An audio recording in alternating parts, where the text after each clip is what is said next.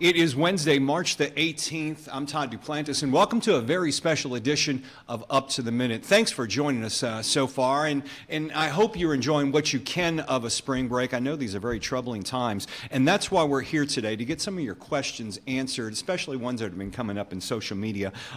Guest joining me right now is Dr. Kurt Ewan, the Vice Chancellor of Strategy Planning and Institutional Effectiveness. Boy, this has been an incredible couple of weeks, unprecedented, and Yes. We were talking about this earlier before they went on the air. This is really unprecedented what we're going through now. You can plan for hurricanes, but how do you plan for something like this? Well, the reality is that we can plan for what we know today, Right, with the expectation that tomorrow it may change, and in some cases that's already happened to us.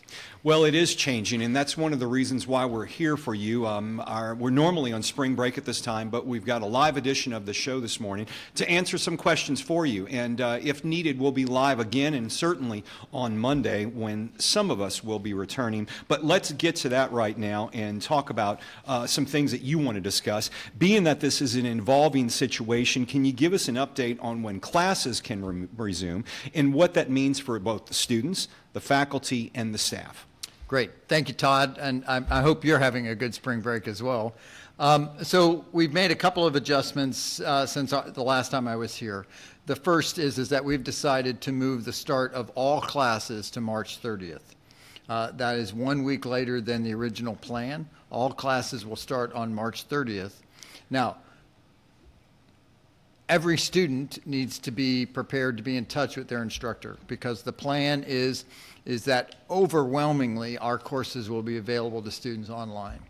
There are some courses, and we've talked about this before, there are some kinds of courses that may require a lab, that may require a student to come actually to a physical location.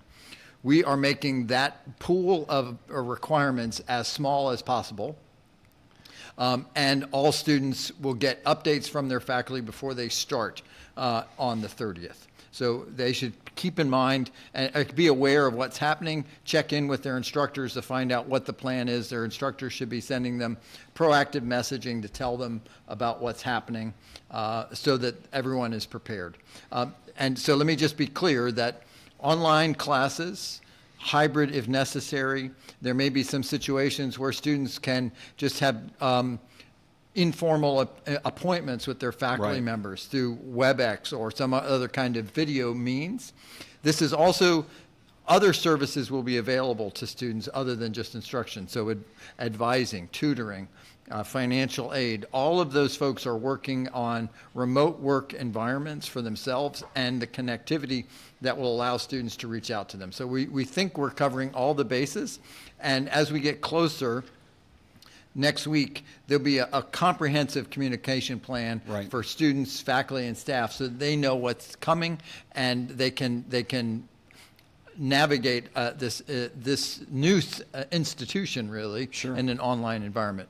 For faculty and staff, it's a little different. It's a little different in terms of what the expectation is. So two things. One is we are all starting back to work next Monday, the 23rd. Reporting for work, starting work, does not mean that they would be coming to their normal work location. For the vast majority of folks, what it's going to mean is that they will be working in a remote environment somewhere. There may be people that are required to be here to kind of keep the lights on. There are some things that still have to happen. If you're a police officer, you're going to still need to be here. Other kinds of things. Some jobs require a person to be around. Where that is not true, we are doing everything in our power to make sure that remote work options are as accessible to people as possible. Every employee will be getting updates from their supervisor this week to let them know what they can expect. So return to work means returning to a work posture, but doesn't mean to their physical location. Be sure they should all, if they don't hear from their direct supervisor, they should make a point to reach out to them, give them a chance to do that first. We're working through all the plans, and there'll be some comprehensive material sent to them to let them know what they need to do.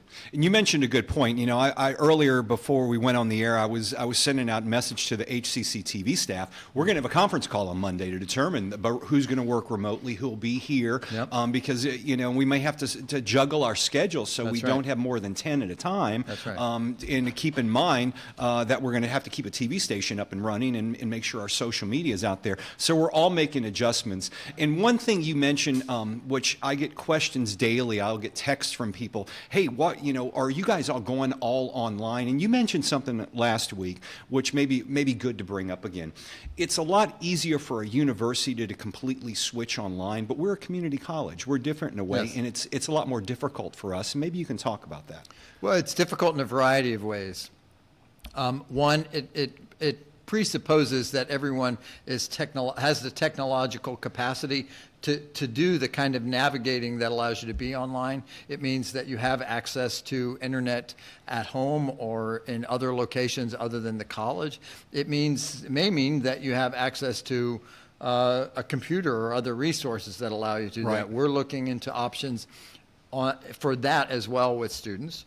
And many of our programs involve a practical component to them. So if you're in nursing, if you're in healthcare of any kind, Yep. there's going to be a hands-on component. If you're in advanced manufacturing or welding or automotive, all of those are that way. Luckily, about 70% of our courses are more academically oriented, and some of those have some labs like science, but our team is working hard to migrate as much of the lab experience into the online environment. It will be a different lab Yeah. experience. No one should attempt to blow up their homes or anything like that. It'll be a different experience that faculty will still walk them through. But we're doing everything we can to make that happen so that we can make that transition.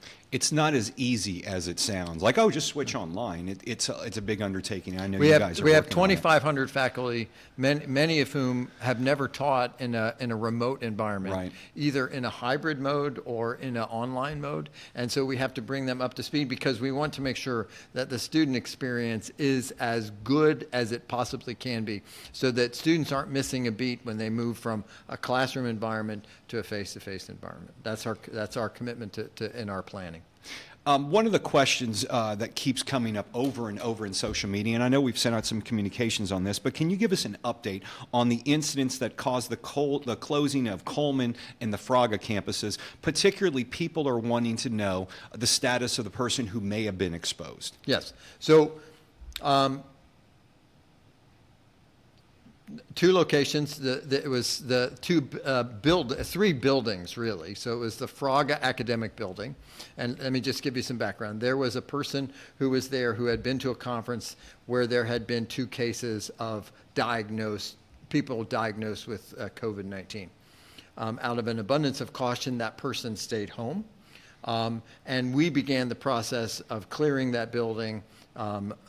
The school students that are in there, the HISD middle high school that's there was moved out of the building, and we implemented our cleaning procedures. Right. Locked the building down, no one can get in. That building has now been completely cleaned based on CDC guidelines for what we should do to make it clean.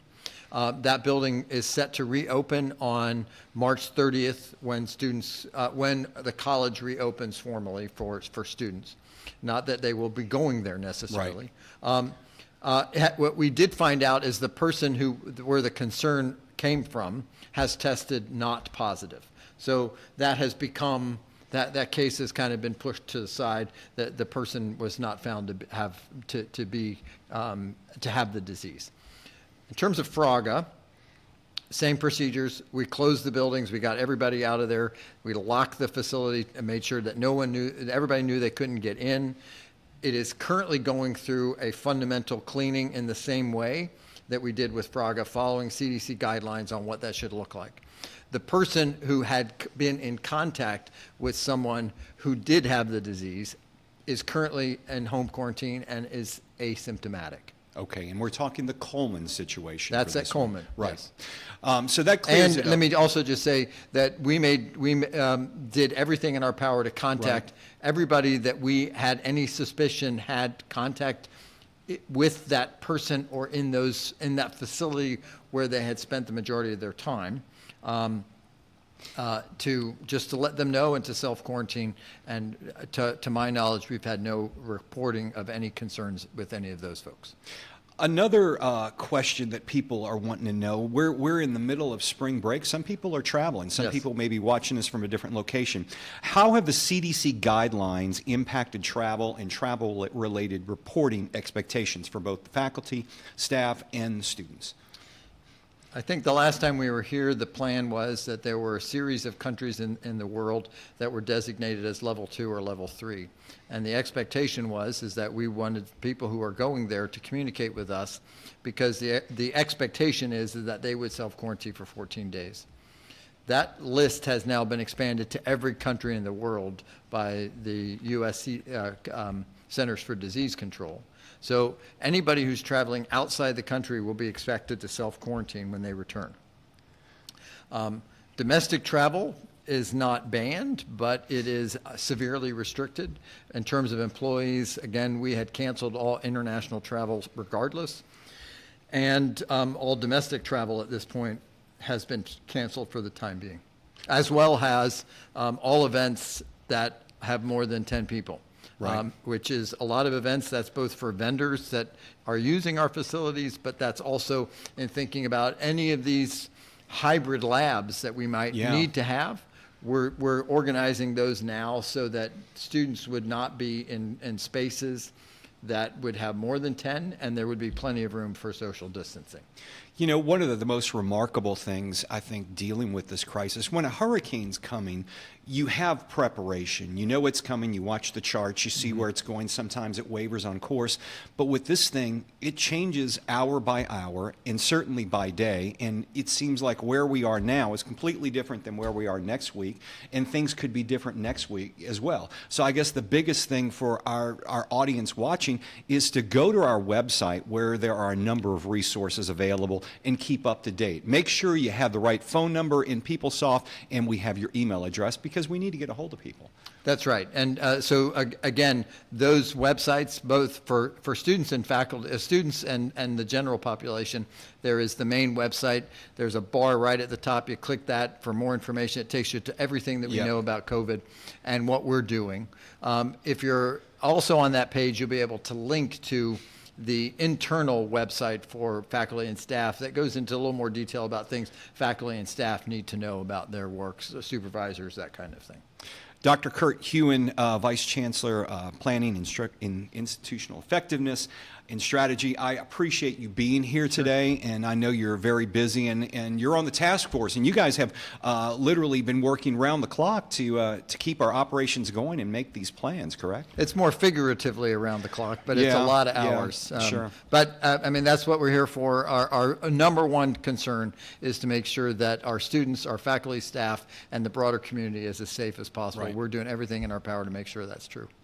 Thank you for joining us this morning and being on the show, and I'm sure we'll see you as needed. And we're going to be back in just a few moments. We're going to take a short break. We're going to switch out some guests, and we're going to talk about student services. So if you're a student out there, international student, veteran, we'll be addressing your questions that have been sent to us in social media with someone coming up right after this. Meet Thank you. Bethel. She has a passion for fashion and a need to succeed. So she's going for 2 associate's degrees at Houston Community College, fashion design and merchandising. HCC, for everyone, anytime.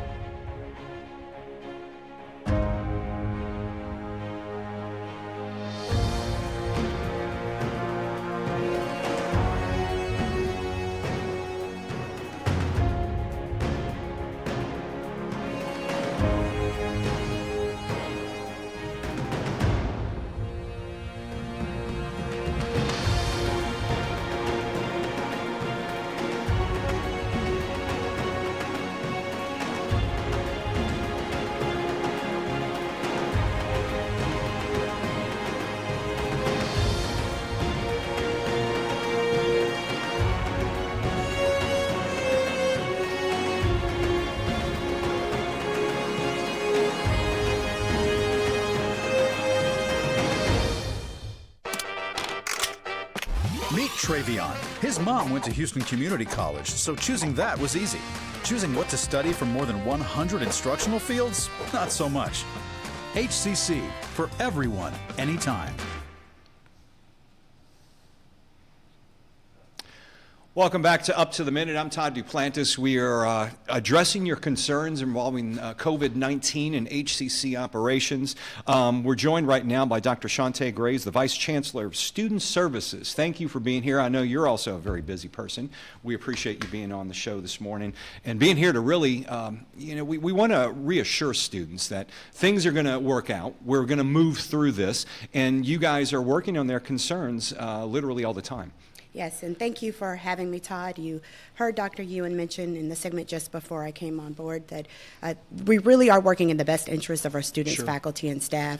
And knowing that this is such a fluid environment, we are making decisions and having to pivot almost as soon as we finalize them. And we're just asking that our students and our faculty and staff be patient as we work through this very nuanced situation for us. This is new for all of us, folks. It really is. We've been through hurricanes, we've been through other natural disasters, but this is all new, and we're moving along, and we're gonna keep trudging along. If you have any questions, you can comment below. We are fielding those questions, and we've got someone running into me. But one of the questions that popped up in social media that I thought we'd address with you regards financial aid refunds. Are those still being processed, and how is that working out right now? So to answer your question, yes, financial aid refunds will still be processed. We will still accept the FAFSA applications. Our financial aid department is prepared to work remotely. So we will continue the process of packaging students. We will also continue allowing work-study students to the extent possible where there is opportunity to provide some remote support. Right. We'll work through that with our executive director of financial aid to ensure that there's no loss of wages for our students. In the event that that is not possible, for a remote work environment, the federal government has allowed us to and authorized institutions to continue to pay work-study students so that there's no loss of financial of work income correct, related income. to financial That's aid. correct. And I'm glad you brought that up because there's a few of them that work here at HCCTV, and the question before the break, and I think you guys set out a communication before the break that did say the work-study students could continue working when we return. Correct. And so that's good news for a lot of folks. We are getting some questions involving ADA accommodations. What happens to my ADA accommodations if all my classes move to an online format? How would you address that? So the expectation is that we will continue to provide those services for our students. It will be in a very different format. What we are working through now is collaborating with our dean of the online college and our instructional leaders to identify alternate modalities for providing those supports. I will ask students to contact their ADA counselor at their college. That information, the list of ADA counselors, is online at our COVID-19 website under student resources. They can contact any one of those counselors listed to get very specific instructions on how to handle their accommodations. Now keep in mind, you can go online to hccs.edu. Right at the top, click on that link that says COVID-19, and that's going to take you to all the resources that we're discussing today. Everything's really there in that bucket. Correct. They can find it all there. Correct. Once again, back to refunds and tuition. Another question in social media, will I be able to receive a refund of my tuition if I choose to drop my classes due to the change to an online class? So unfortunately, we are not refunding tuition. We've extended that. We've gone beyond the period for providing refunds at this point. We will work with students, however, if there is concern about an online learning transition. We do want to assure students that advising will be available to provide them support. Our faculty have been advised to be sensitive to this new modality that our students will be learning in. We're doing everything we can to ensure that students are successful, and we're going to provide all of the resources necessary to do that, including tutoring and supplemental instruction, all of those things that we know are essential to ensuring the support and success of our students in these classes. I'm glad you mentioned tutoring because that was brought up in the previous segment. That question keeps popping up. So tutoring will be available to students. That is correct. And you know, you and I have talked about this before when you were on the show, but we've talked about the fact that after Harvey, staff had to do some incredible things to keep this place up and running. So you're expecting the same as we move through this, and really expect none less, right? Absolutely. The expectation is that we will continue to work and we'll give 100% each day we show up, Yeah. whether it's in the home, in the comfort of our living rooms, or if it's in a different location. We will do all we can to ensure that our students are supported through this very different environment. So we talked about different types of classes. We could go fully online for some, hybrid, and maybe small classes for others. We're looking at different methods. But students are asking what kind of training or support will be available to assist students with transitioning to an online format. We will have a variety of training tools available. In fact, there are resources online currently, again, on that COVID-19 webpage under Student Resources. Canvas is our learning management system. That is the platform that supports our online learning and all of our online instructional delivery. Students can access that link right now if they go to that page and to look at instructional videos, how to Right. log in, how to access their course material, how to communicate with the faculty member. Our student services staff will also go through the same training so that they have some familiarity with the system and can provide some troubleshooting in case there is a need for students who may call the student services departments as well. Once again, and we can maybe touch briefly on this again, work-study students will be allowed to continue working, and if you're receiving financial aid, you're not going to receive a disruption in any of the services related to that, correct? That is correct, Todd. We're doing everything we can to identify resources internally and externally to ensure that our students can have a sustainable wage while they're working, while they're in school, so that we minimize the Sure. impact of this very different nature of our work, our new Yeah. work, right? Our new way of business at HCC. And the big question a lot of folks are wondering out there, how's this going to affect the commencement, graduation? I know some universities have already canceled theirs. How is ours going to be affected with this? And we saw an announcement this morning. I think Texas A&M Yep. has postponed all of their commencement ceremonies. We're hearing that those updates every day. At this time, we've not made a decision about canceling commencement. We are having discussions about alternate modalities, be it at least acknowledging students virtually to recognize their accomplishments. But we will be working through that process as we get closer to the start of the summer session, which is the first week of April. We hope to have an announcement and a final decision so that students and their families can plan accordingly. You mentioned something earlier, and maybe you can touch briefly on this again, because I see this maybe ramping up.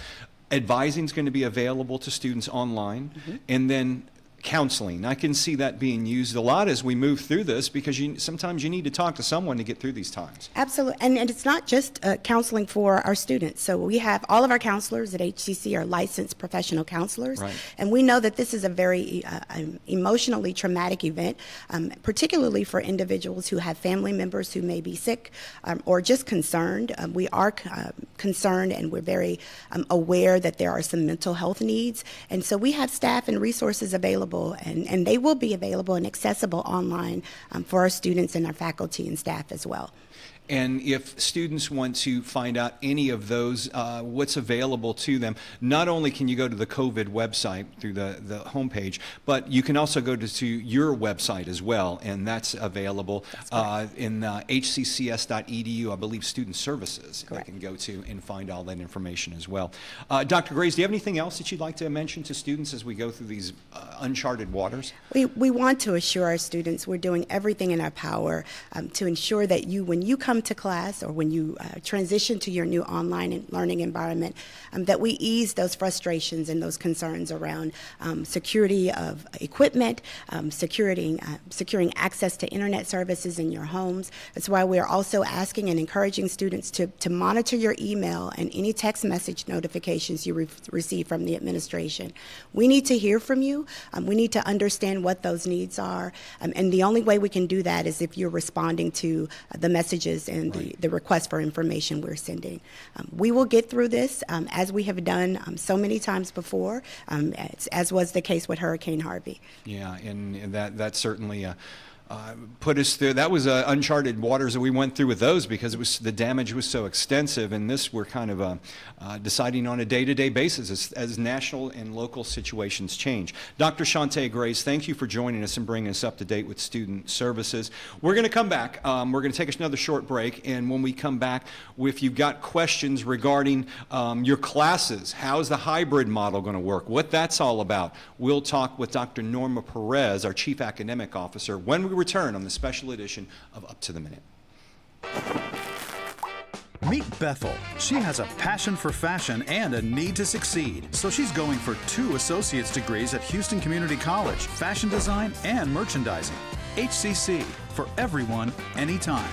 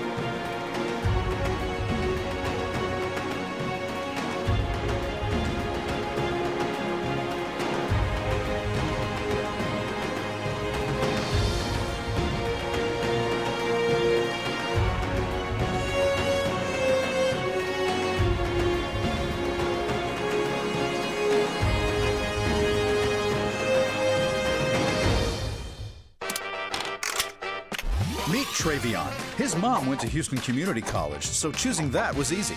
Choosing what to study from more than 100 instructional fields? Not so much. HCC, for everyone, anytime.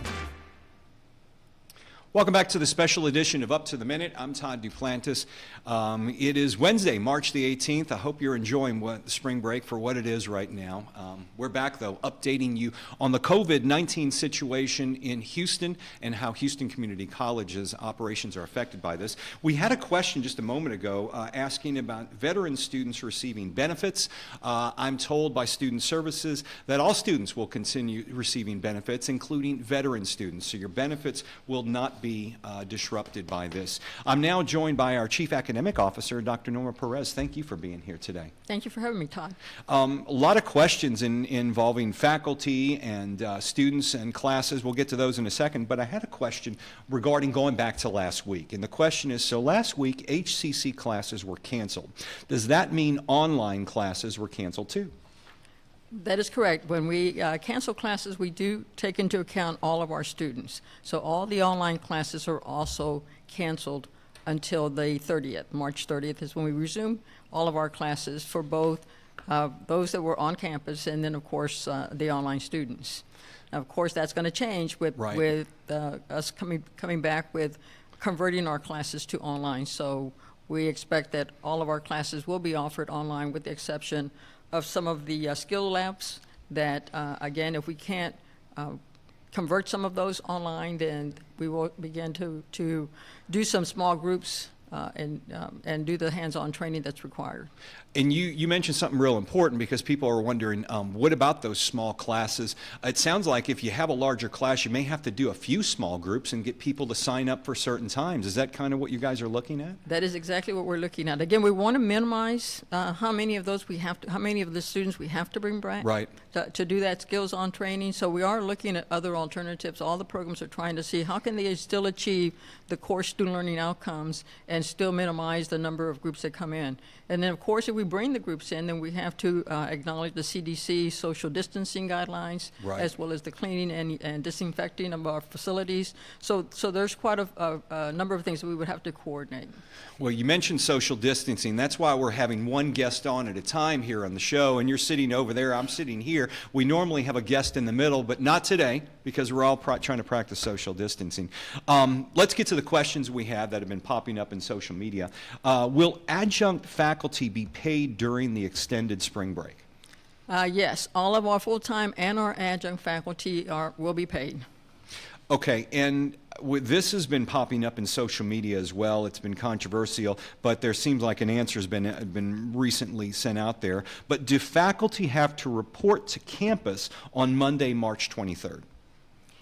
On Monday, March 23rd, there will be some faculty that will report to campus, and there will be some faculty that will be working remotely.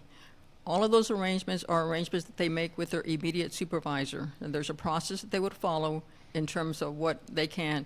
For those that can work remotely, of course, we would want that to happen. However, there may be some that may need to come on campus in order to maybe get a little bit more familiar with the Canvas. But other than that, yes, if they can work remotely, that is what we are requesting at this time. So the main thing is don't just show up on campus. You're going to hear from your supervisor or us in the meantime before that date comes. Right, they should be already communicating with their supervisor, and I know that we are offering some training to their supervisors in reference to how to handle remote work. How do we document that? So that should be happening, I believe, today or tomorrow, and then that information will be shared with all of their employees. Okay, on to the courses. I know we're looking at some options, but keeps coming up the hybrid courses. Will hybrid courses be allowed when students resume on March 30th? The hybrid courses that we currently have are being converted to online. So again, the intent is to offer as much of our coursework online as possible. The only exceptions will be those courses that have skills labs that we cannot convert. And again, most of these would be in the workforce area.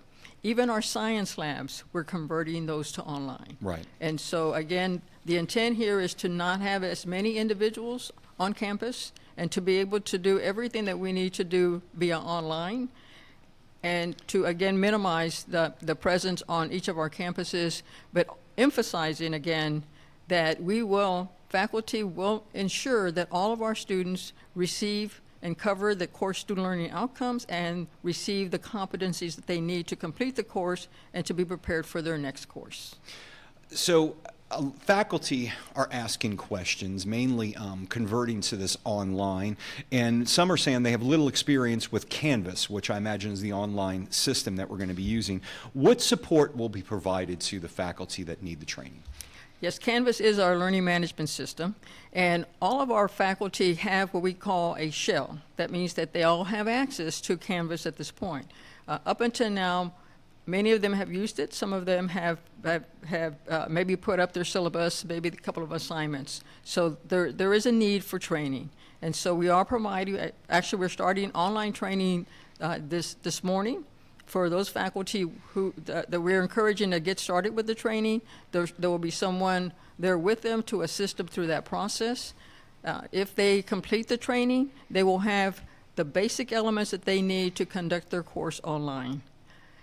For those individuals, for those faculty that still feel like they're feeling insecure because maybe they haven't done online teaching, we're going to assign a faculty mentor to work with them throughout the semester, so that if they have if they're having problems trying to load, let's say, a document or load a video, there will be somebody there that will be able to assist them through the rest of the semester. So you will have support out there. If you're a faculty member and you're watching this and you're saying, well, how am I going to do this? We're going to reach out to them. They're going to hear from you if they haven't already, and we're going to provide them that support so we can get this underway, hopefully on the March 30th. That's correct. Some faculty's asking how will they communicate with their students going out through here? Canvas itself has a conferencing capability that they will be able to use, and we're trying to again provide the instructions on how they can access that. Many of our faculty already do. We also have the WebEx that they can use to be able to conference with their students. And of course, we always have email. Right. But ideally, there are mechanisms for them to be able to communicate with them where they can actually see their students. So once again, you're going to be hearing from us as we move forward from this, if you haven't already. And it's also very important at this point. We mentioned it earlier in the show, but make sure your cell phone number is updated in PeopleSoft so we can text you if needed. Make sure we have the right email address. I know over time some people have opted out of our emails, but we need to be able to get a hold of you. So make sure your email address is updated and that you get our emails, and look for those emails. And I guess this is an important time to state, if you are faculty, whether it's full-time or adjunct, they need to be looking for those HCC emails if they aren't already, and respond to them in many cases. Yes, many of those emails will come directly from my office, or they come directly from me. And that pretty much is giving our faculty an update as to where we are. Again, we also have the faculty resource page that we can find on our COVID-19 website. All the resources, information that faculty may need are posted there. The same thing with students in reference to Canvas. Earlier, I know you addressed the training for students in reference to Canvas. And right now, if they go to that website, they can actually access two very short videos just to get them familiar with Canvas. And then we also have our faculty that will reach out to them next week to talk to their students and to try to get them familiar, absolutely try to reduce that anxiety that many of them may be feeling about going online. So our faculty are ready to do that. They know that it's going to be new for many of our students, but they're up to it, and it's all about helping our students be successful.